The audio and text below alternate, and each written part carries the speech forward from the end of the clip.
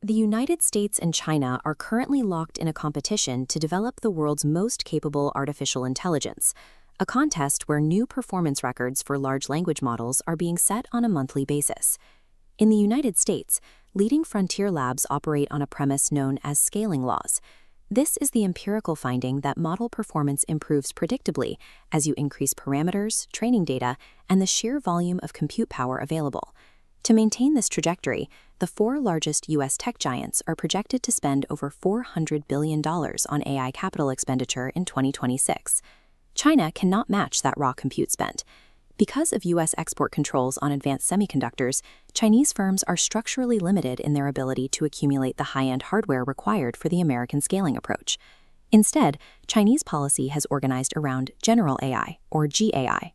Rather than pursuing a single massive model capable of matching human cognition across all domains, GAI prioritizes highly efficient, broadly capable models tailored for rapid integration across the industrial economy.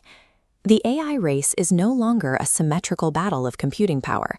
It is a clash between the U.S. strategy of hardware-driven scaling and the Chinese strategy of software-driven deployment. The prevailing assumption in the West has been that denying advanced GPUs to China would freeze their AI capabilities well behind the U.S. frontier. This Epoch AI chart tracks top language models over 3 years, revealing the gap is narrowing despite hardware constraints. While the U.S. blue line leads, the Chinese red line shows a sharp escalation, with models like DeepSeek R1 nearly matching top U.S. models. The release of DeepSeek's R1 model in early 2025 signaled a shift in the industry. It achieved near-frontier performance on a fraction of the training budget used by its U.S. competitors. Top U.S. models maintain a narrow lead on absolute technical benchmarks, but that lead is shrinking faster than initial projections suggested. U.S. export controls did not stop Chinese AI progress. Instead, limited hardware resources forced Chinese labs to develop architectural and training advances that have now become global industry standards for efficiency.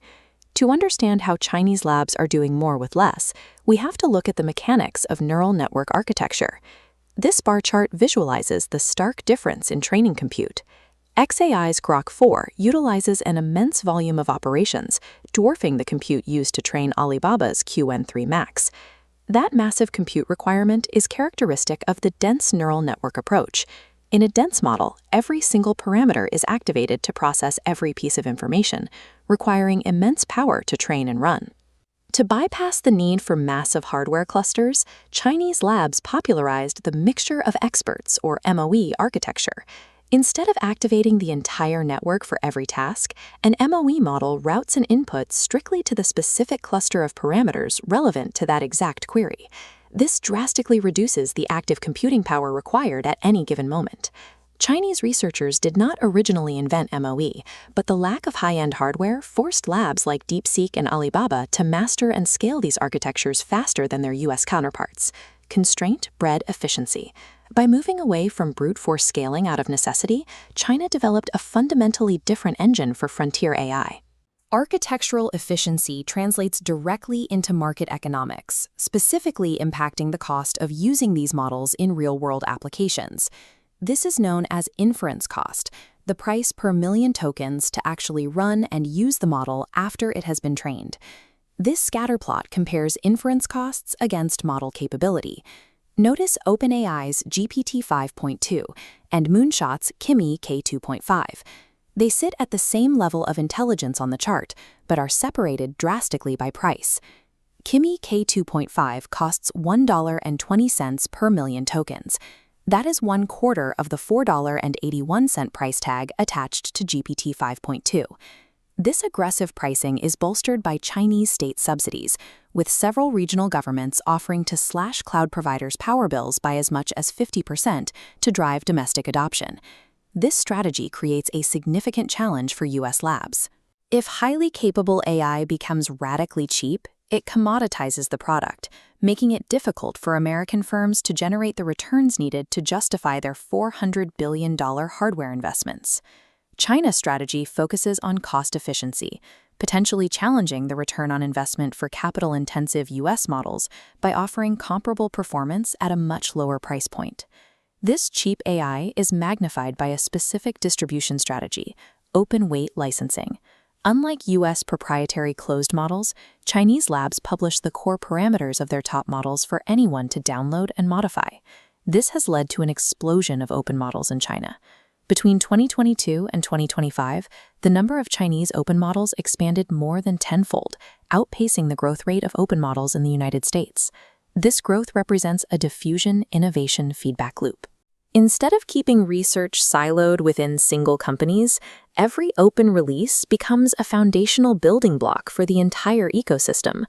When one lab releases a new architecture, the rest of the industry can immediately iterate upon it, sharing the development costs. By socializing these costs, China has created a self-accelerating digital ecosystem that iterates faster than isolated proprietary labs. Beijing treats the diffusion of AI as a strategic tool to boost manufacturing productivity and offset slowing domestic growth. This strategy focuses on integrating open, inexpensive models directly into China's industrial base. Because the AI is nearly free to run, it can be deployed ubiquitously across factories and logistics networks. This creates a physical loop of data generation. This widespread industrial use generates massive amounts of highly specialized real-world data from manufacturing and robotics, the type of information that cannot be scraped from the internet. This creates a flywheel. Unique physical data feeds back into the OpenAI labs to refine the next generation of models, which are then used to further optimize factory performance. This focus on the physical economy exposes a blind spot in current U.S. policy. U.S. export controls are almost entirely focused on the digital loop, restricting the advanced chips used for initial model training. These controls are not designed to address the physical loop of deployment-driven data creation occurring within China's own industrial sectors. Top U.S. proprietary models maintain a narrow lead on technical benchmarks, but China's focus on physical integration creates a different advantage, a massive proprietary dataset generated by its manufacturing base that U.S. labs cannot easily replicate.